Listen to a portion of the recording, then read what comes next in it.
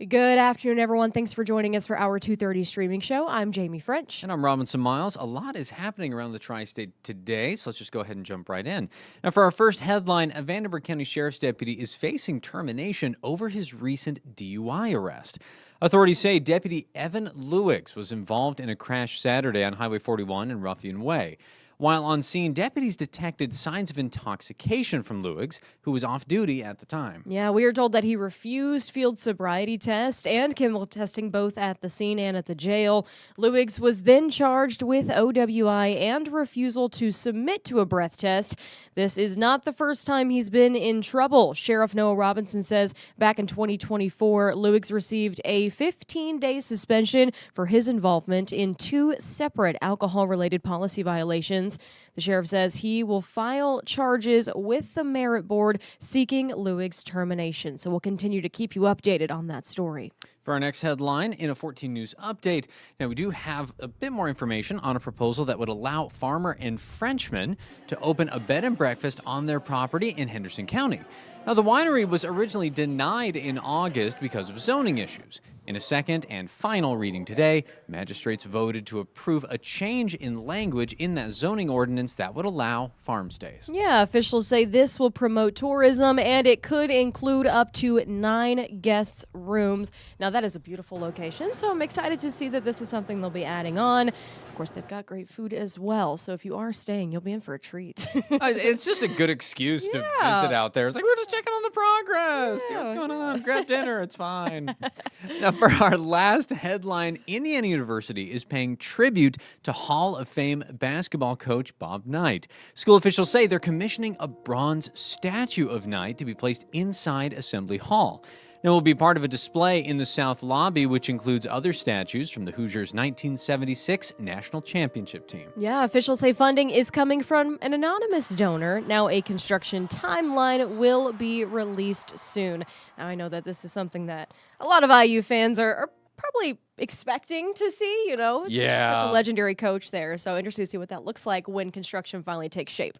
Well, as someone who came from states away, it definitely says something if your head coach is a known figure around the country. Get the championship 100%. Make a big deal out of it. Mm-hmm. Well, of course, this is actually a pretty busy day for us here in the newsroom. We've got our reporters and photographers very busy out across the tri-state. So be sure to circle back and join us again for 14 News at 4, 5, 6, and later tonight at 10. All right, do not go anywhere. Meteorologist Arden Gregory will be right back after the break with a check at your 14 First Alert forecast. Stay informed on your local news and weather throughout the day by watching the 14 First Alert streaming shows. At 8:30 a.m., get your First Alert forecast to plan the day ahead and catch up on the news that happened overnight with the 14 News Sunrise team.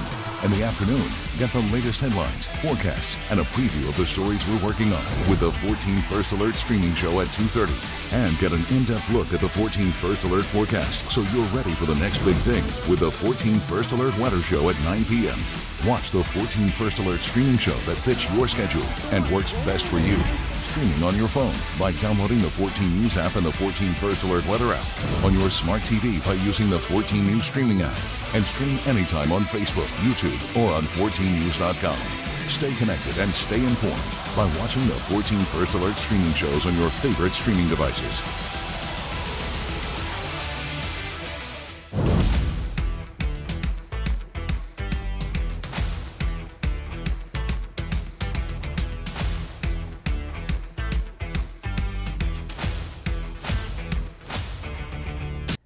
Good afternoon. I'm 14 First Alert meteorologist Arden Gregory, and this is a live look at the Evansville riverfront. Look at how much grass you can see in that picture there. So much of that snow that we've really been stuck with for over 2 weeks now is finally melting away, and that's because today we are flirting with record warmth.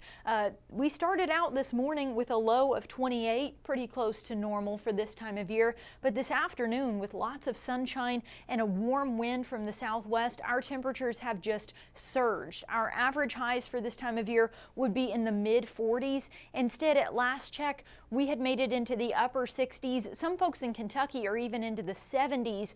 The record high for today in Evansville is 70 degrees even, and at last check, we had made it to 68. So we'll be watching that very closely to see if we actually make it to that record. I think we'll end up falling just short, but it's possible we could hit 70 today, which is incredible.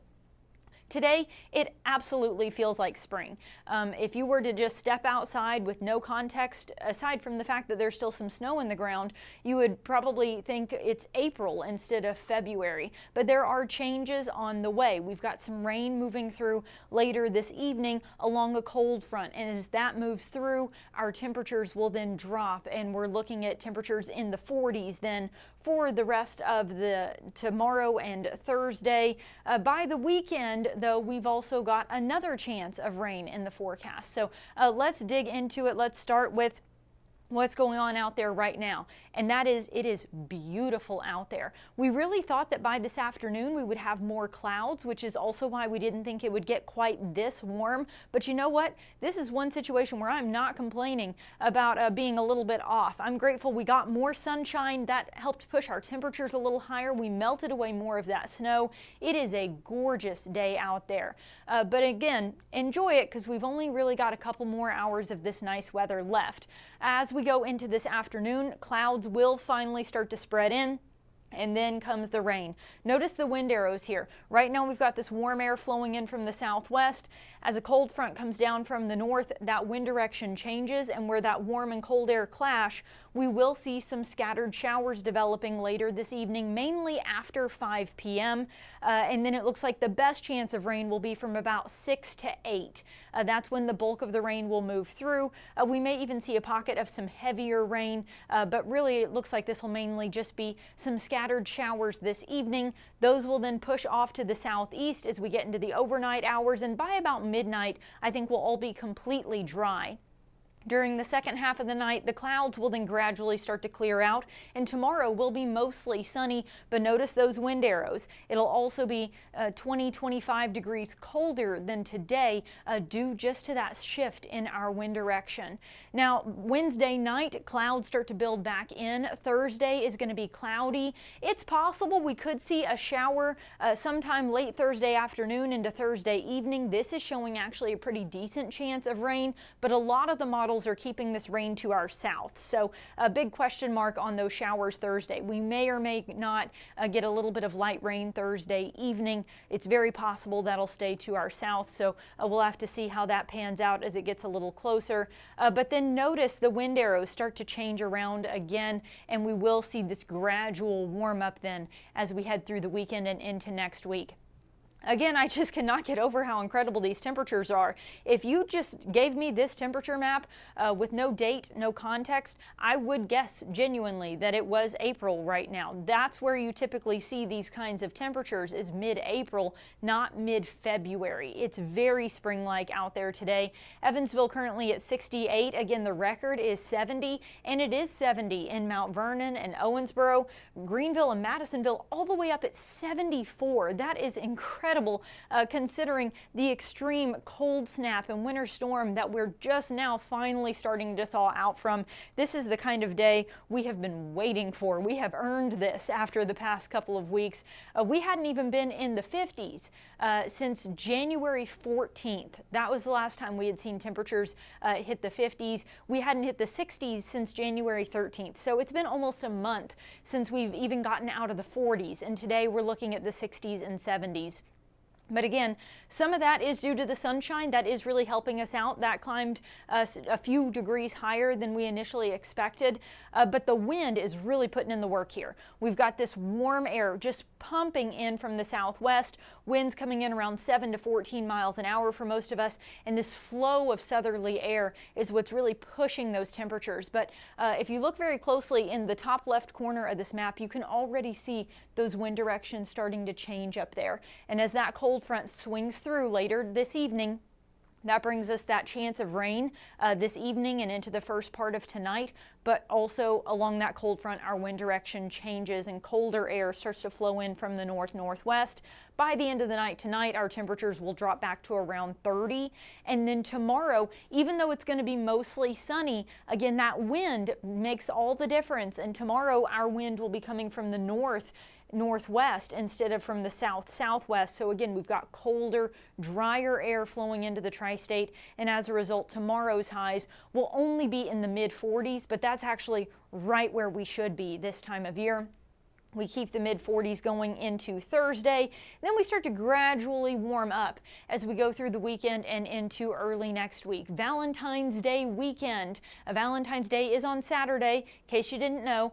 This weekend, we're looking at highs in the 50s, not too shabby, but there is a chance that we could get some rain.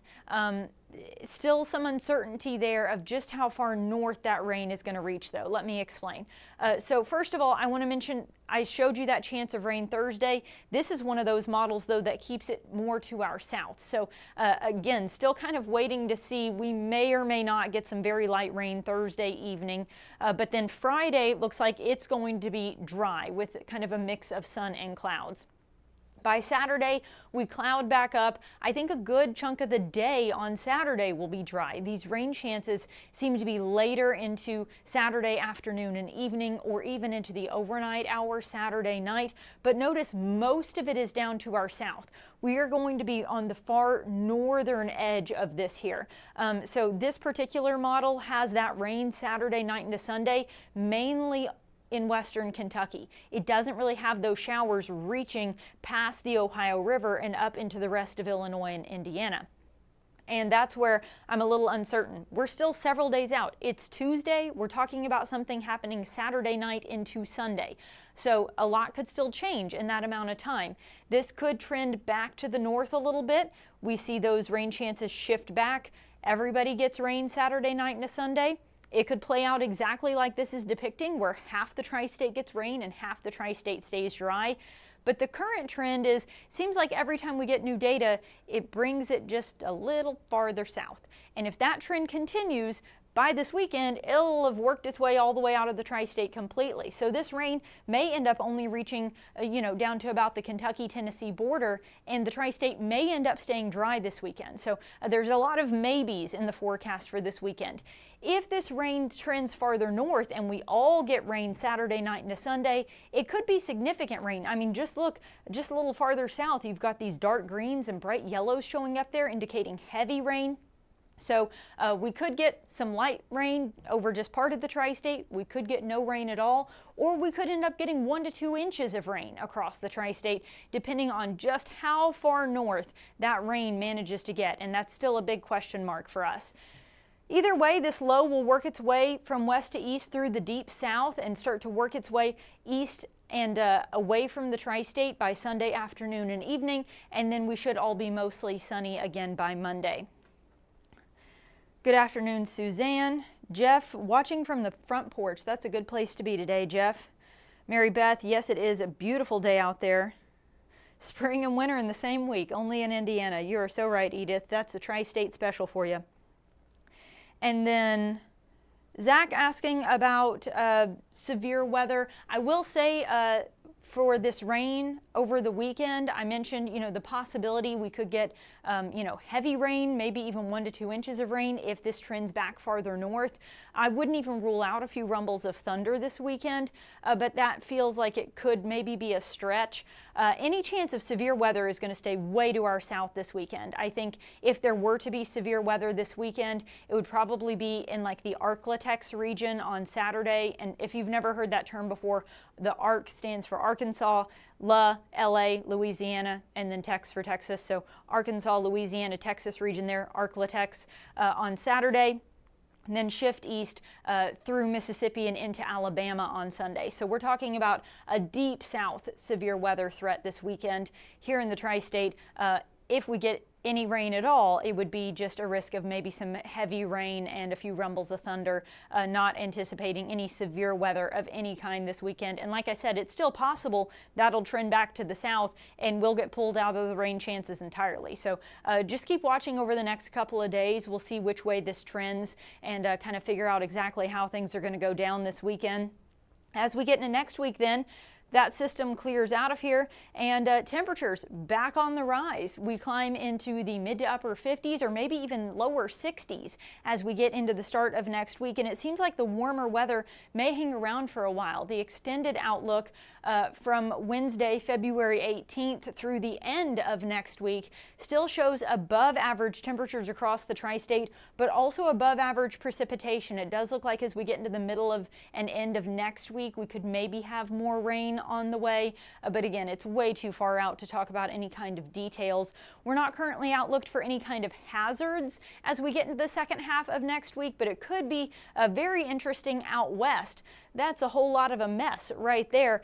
Some areas are outlooked for both high winds and heavy snow, so we're talking about potential blizzard conditions there. Much of the west coast outlooked for possible heavy rain, so could be a lot going on the western half of the U.S. as we get into next week, but as of right now, here at home, we're not anticipating severe weather of any kind even as we get into next week. So I hope that answers your question, Zach. All right. I'm not seeing any other questions, so I'm going to go ahead and wrap this up.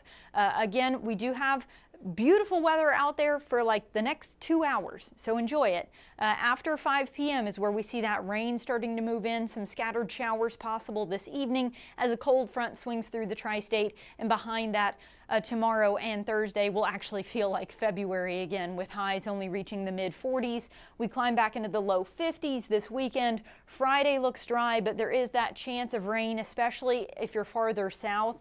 Saturday late into early Sunday, and then we clear that out in time for President's Day on Monday, and warmer weather returns as we get into early next week as well. All right, that wraps it up for me. 14 First Alert meteorologist Jeff Lyons will have your forecast on 14 News tonight at 4, 5, 6, and 10, and he'll have another streaming update for you tonight at 9, so I hope you'll turn in then. And if you have any questions, feel free to drop those in the comments of the Facebook Live video tonight, and Jeff will try and answer those for you tonight at 9. All right, everybody, enjoy these next couple of hours of beautiful weather and have a great rest of your day.